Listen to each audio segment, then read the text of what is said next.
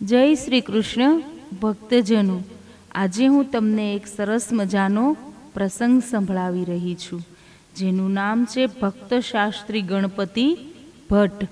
તો ચાલો આપણે પ્રસંગ સાંભળીએ. પૂનમની રઢિયાળી રાત હતી. આકાશમાં ચાંદની ચૂતી હતી. મંદ મંદ વાયુ વાતો હતો. જગત મીઠી નિંદ્રામાં પડ્યું હતું. ત્યારે ઉત્તર પ્રદેશના કર્ણાટક જિલ્લાના કણિયારી ગામના ગણપતિ ભટ્ટ પોતાના અધ્યયન ખંડમાં વ્યાકુળ ચિત્તે બેઠા હતા. એમની ઊંઘ ઉડી ગઈ હતી ને એમની ભૂખ મરી ગઈ હતી. પ્રેમાળ પત્નીએ બનાવેલી રસોઈ ઠરીને ઠીકરું થઈ ગઈ હતી. પ્રેમથી કરેલી પથારી પણ સૂની પડી હતી. જ્યારે ગણપતિ ભટ્ટ જમવાય ન આવ્યા અને શયન કરવાય ન આવ્યા, ત્યારે પત્નીએ લાગણીવશ બની પૂછ્યું, નાથ, કેમ આજે ભૂખ નથી લાગી? ના ના ના, મને ભોજનની ભૂખ નથી, મને તો હવે ભગવાનને ભેટવાની ભૂખ જાગી છે. એમ કહીને ગણપતિ ભટ્ટ તો પુરાણ વાંચવામાં મગ્ન બની ગયા. ભટ્ટજીના પત્ની પણ સુનમુન બનીને બાજુમાં જ બેસી ગયા અને પ્રેમભરી દ્રષ્ટિથી ગણપતિ ભટ્ટ સામે જોયું. ભટ્ટજીના ચહેરા ઉપર ભક્તિની અનોખી ઝલક હતી. વિશુદ્ધ હૃદયનો વિશ્વાસ આપતી આંસુભરી આંખોમાં વિયોગ વેદના વર્તાતી હતી. પુરાણ વાંચતા વાંચતા ભટ્ટજી બબડ્યા, મને મુક્તિ મળશે કે નહીં? પોતાની જાતને જ આ પ્રશ્ન પૂછતા ભટ્ટજી વ્યાકુળ થઈ ગયા. મીઠો મંદ પવન પણ એમના અંગે અંગને દજાડતો હોય તેમ અંગે અંગમાંથી પ્રસવ વેદના બિંદુઓ ટપકવા લાગ્યા. આંખમાંથી અશ્રુની ધારા વહેવા લાગી. મુખમાંથી શ્રી હરિનો શબ્દ ઉચ્ચારવ નીકળવા લાગ્યો. ગણપતિ ભટ્ટે શાસ્ત્રોનો તલસ્પર્શી અભ્યાસ કર્યો હતો. જ્ઞાનની સાથે ભક્તિનો સુમેળ જામ્યો હતો. જાણે સોનામાં સુગંધ ભળી. જ્ઞાનની ભૂખ ભાંગવા માટે એમણે શાસ્ત્રોનું અધ્યયન નહોતું કર્યું. એમને તો શાસ્ત્રોનો આધાર લઈને મુક્તિને માર્ગે જવું હતું. સીધા સાદા અને ભલા ભોળા ગણપતિ ભટ્ટે મુક્તિને માર્ગે પગ માંડતા પહેલા સંસાર સાથેનો સઘળો સંબંધ નહિવત કરી નાખ્યો હતો. મુક્તિ, પ્રભુ દર્શન વિના મુક્તિ ક્યાં છે? આ સંસારમાં સકળ પ્રાણીઓ જન્મ મરણની બેડીમાં ફસાયેલા છે. એકમાત્ર પરમ બ્રહ્મ પરમાત્મા જ એનાથી પર છે. નથી એને જન્મ નથી, મરણ નથી, આશા નથી, તૃષ્ણા નથી. આવા પરમ બ્રહ્મ પરમાત્માના શરણમાં ગયા વિના મુક્તિ ક્યાં છે? નાથ, આપ જાણો છો કે પરમાત્માના શરણમાં જવાની મુક્તિ મળે છે, તો આપ એના શરણમાં કેમ જતા નથી? પ્રેમાળ પત્નીએ પૂછ્યું. દેવી, મારે પરમ બ્રહ્મ પરમાત્માના શરણમાં જ જવું છે, પણ એને મળવું ક્યાં? શાસ્ત્ર તો એમ કહે છે કે પ્રભુ નિર્ગુણ નિરાકાર છે. તે ઇન્દ્રિય અને મનથી અગોચર છે. આવા પ્રભુને હું ક્યાં મળું? ગણપતિ ભટ્ટની વ્યાકુળતા માજા મુક્તિ હતી. શબ્દે શબ્દમાં અંતરવેદના ઠલવાતી હતી. દેવ, જેમ પરમ બ્રહ્મ પરમાત્મા નિર્ગુણ નિરાકાર છે, તેમ સગુણ સાકાર પણ છે. એ આપ કેમ ભૂલી જાઓ છો? અંધારામાં અથડાતા માનવીને તેજ કિરણ મળી જાય તેમ પત્નીના આ વાક્ય એમના અંતરમાં પ્રકાશ પાથર્યો. ઉત્સાહભેરે બોલી ઉઠ્યા, ખરેખર હવે તો ભવબંધોને તૂટતા વાર નહીં લાગે. પ્રભુ જેમ નિર્ગુણ નિરાકાર છે, તેમ સગુણ સાકાર પણ છે. મારો પ્રભુ તો ચરાચરમાં વસી રહ્યો છે. એ સ્થૂળ રૂપે તો હાલ શ્રી નીલાચળમાં વસે છે. બ્રહ્મ પુરાણમાં લખેલી આ વાત હું કેમ વિસરી ગયો? આ વાત યાદ આવતા જ ગણપતિ ભટ્ટ પ્રેમ વિભોર બની ગયા. ઘડીભર માટે આંખો મીચી ગયા અને પ્રભુના સ્થૂળ સ્વરૂપને નિરખતા હોય તે મનોમન દર્શન કરી રહ્યા. ભાવ સમાધિમાંથી જાગૃત થયા પછી ગણપતિ ભટ્ટે બ્રહ્મ પુરાણ ખોલ્યું. પત્નીએ દીવાની વાટ સંકોરી. એમણે વાંચ્યું કે પરબ્રહ્મ પરમાત્મા તો સાકાર રૂપે શ્રી નીલાચળમાં વિરાજે છે. ત્યાં જઈને જે વ્યક્તિ તેમના દર્શન કરે તેના ભવ બંધનોમાં આપોઆપ તૂટી જાય છે. વારંવાર વાંચતા વાંચતા ભટ્ટજી ગદગદિત થઈ ગયા. પરમ હર્ષ થયો હોય તેમ એમનું રોમ રોમ નાચી ઉઠ્યું. આંખો બંધ કરી દીધી. પરમાત્માની સ્થૂળ મૂર્તિની કલ્પના કરતા કરતા રોમાંચિત થઈ ગયા. બ્રહ્મપુરાણને બગલમાં મારી એ ઉઠ્યા. નાથ, કેમ, ક્યાં ચાલ્યા? બસ હવે પરમ બ્રહ્મ પરમાત્માના શરણમાં જાઉં છું. પત્ની તો ફાટી આંખે ગણપતિ ભટ્ટ સામે તાકી રહી. અત્યારે આ અડધી રાતે દેવી, ફાસલામાં ફસાયેલા માનવી નિરંતર મુક્તિ જ ઝંખે છે ને અડધી રાતે કોઈ એને મુક્ત કરે તો એમ કહો ખરા? ના ના, સવારે મુક્ત કરજો. આજ્ઞાવશ આપણે સંસારના ફાસલામાં સુખ માણી રહ્યા છીએ. ગણપતિ ભટ્ટ તો પરમાત્માને ભેટવા શ્રી જગન્નાથપુરી તરફ ચાલી નીકળ્યા. દિલમાં હરિદર્શનની ઝંખના જાગી છે, લગ્ની લાગી છે. અનેક દિવસોને અંતે ગણપતિ ભટ્ટ જગન્નાથપુરી પાસે પહોંચી ગયા. મંદિરની ધજાના દર્શન થતાં જ અંતર નાચી ઉઠ્યું. હર્ષથી એ પુલકિત બની ગયા. પ્રભુ દર્શન માટે એમની અધીરાઈ વધતી જતી હતી. એમનું અંગે અંગ દર્શન માટે તલપી ઉઠ્યું હતું. ત્યાં તો પ્રભુ દર્શન કરીને પાછા ફરતા યાત્રિકોને જોયા. સૌ યાત્રિકોના હાથમાં જગન્નાથજીનો મહાપ્રસાદ હતો. સૌ આનંદ કિલોલ કરતા કરતા પોતાના ઘર તરફ જઈ રહ્યા હતા. ગણપતિ ભટ્ટે એક યાત્રિકને ઊભો રાખીને પૂછ્યું, ભાઈ, આપ આટલા બધા આનંદમાં કેમ છો? તમે બધા આવો છો ક્યાંથી? કેમ તમે આમ કેમ પૂછો છો? અમે તો ભગવાન શ્રી નીલાચળના દર્શને ગયા હતા. પ્રભુના પ્રેમથી દર્શન કર્યા. પ્રભુ દર્શનથી વધુ આનંદ બીજો કયો હોઈ શકે? યાત્રિકની વાત સાંભળીને ગણપતિ ભટ્ટ તો સ્તબ્ધ બની ગયા.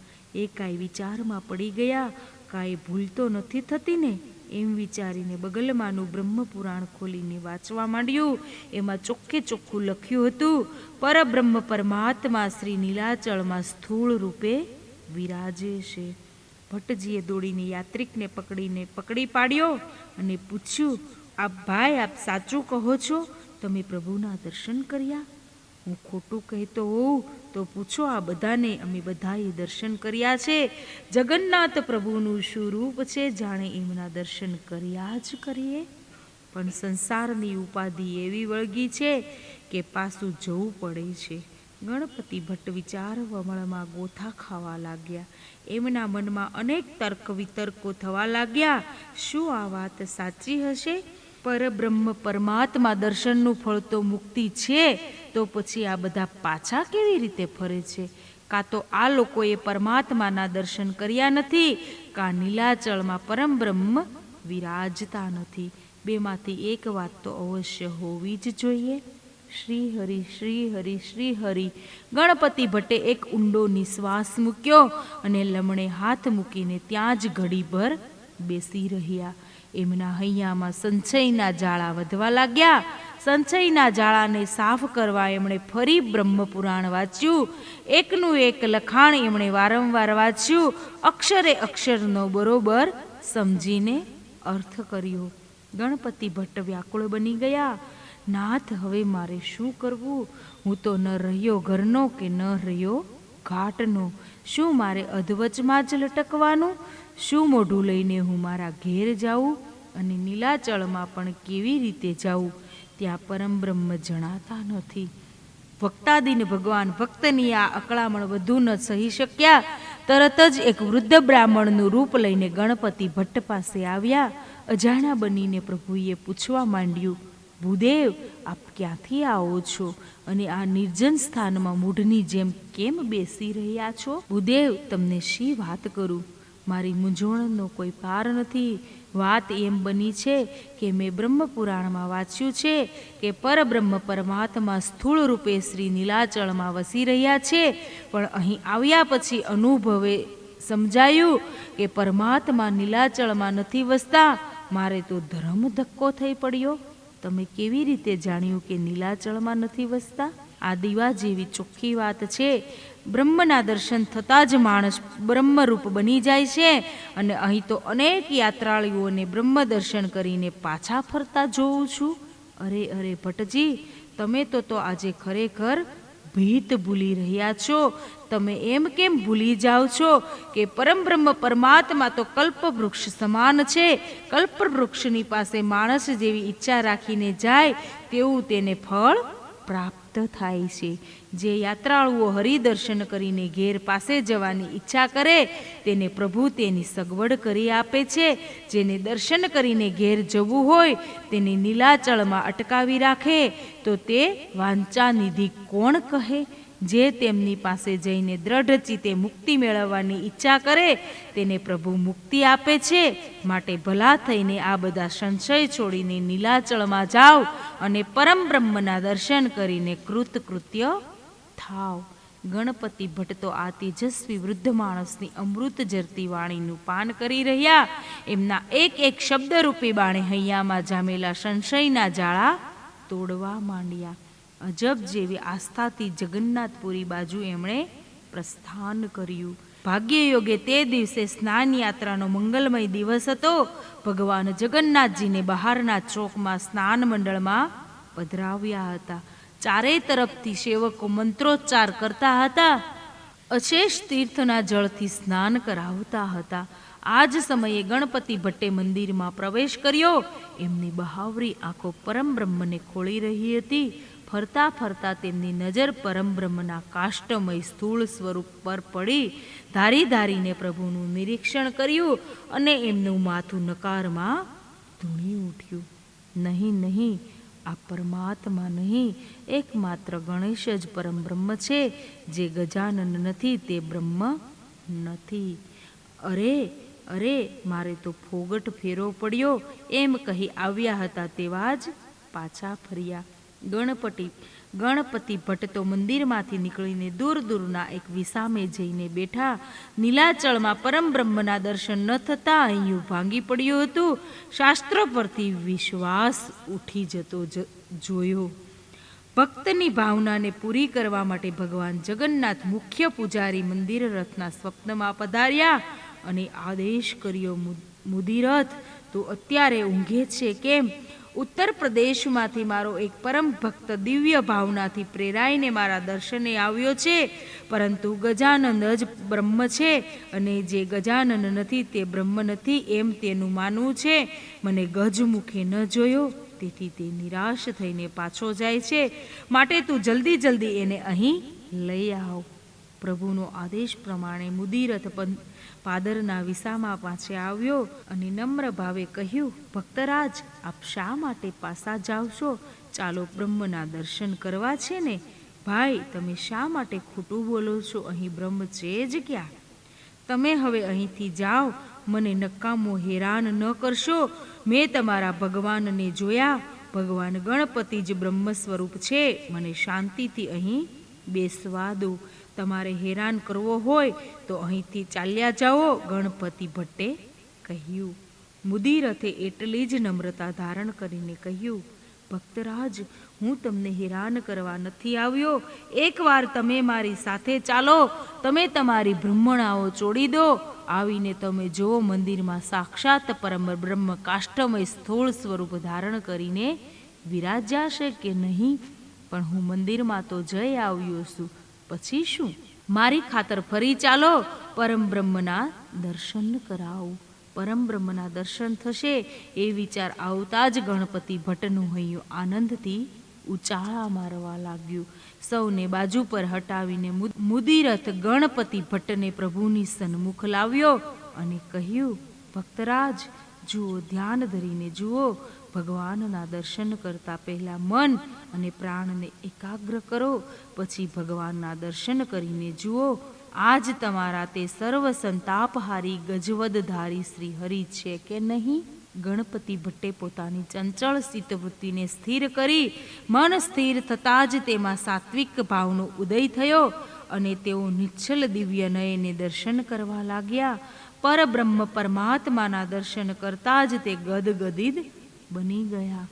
આંખમાંથી અશ્રુધારા વહેવા લાગી. પ્રભુ અત્યાર સુધી અંધારામાં રહ્યો. મુદિરથ મને લેવા ન આવ્યો હોત તો આપના દર્શનથી વંચિત જ રહી જાત ને. પ્રભુ પહેલા મને ગજાનન રૂપે દર્શન કેમ ન આપ્યા? હવે ત્યાં કાષ્ટની સ્થૂળ મૂર્તિ ન હતી, પણ ભગવાન ગજાનંદ પોતાની લાંબી સૂઢ હલાવતા ત્યાં બેઠા એક શુભ્રદંત શોભી રહ્યો હતો, જે પરમ બ્રહ્મ ઇન્દ્રિય અને મનથી અગોચર છે. એવા પરમાત્મા ગજાનંદ રૂપ ધારણ કરીને તેમને પાસે બોલાવતા દીઠા, આવ બ્રહ્મભટ્ટ, ત્યાં દૂરનો દૂર કેમ ઊભો છે? અહીં આવીને ખોળામાં બેજ, આવીને તું મને આલિંગન આપ, હું તારા ભવબંધન કાપી નાખું.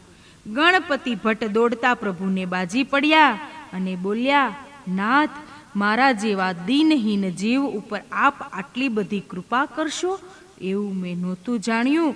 આપ તો કલ્પવૃક્ષની જેમ સૌના મનોરથ પૂરા પાડો છો. આજે જે મેં જાણ્યું છે કે ભાવ પ્રમાણે દર્શન આપીને સૌ ભક્તોને આપ કૃતાર્થ કરો છો. નાથ, હું પામર આપના તત્વને ન પીછાણી શક્યો. નાથ, મુજ અધમ પર આટલી કૃપા કરી તો એક વધુ કૃપા કરો. હવે મારે આ વિષ સમા સંસારમાં ફરી જવું નથી. કૃપા કરી આપના સ્વરૂપમાં જ સમાવી લ્યો. ભક્તની ભાવના પૂર્ણ કરતા હોય તેમ ગણપતિ ભટ્ટના શરીરમાંથી દિવ્ય જ્યોતિ નીકળી ને પરમ બ્રહ્મ પરમાત્માની જ્યોતિમાં જ્યોતિ મળી ગઈ. મંદિરમાં ભક્ત અને ભગવાનનો જય ઘોષ થઈ ઉઠ્યો. જય જગન્નાથ, જય શ્રી કૃષ્ણ.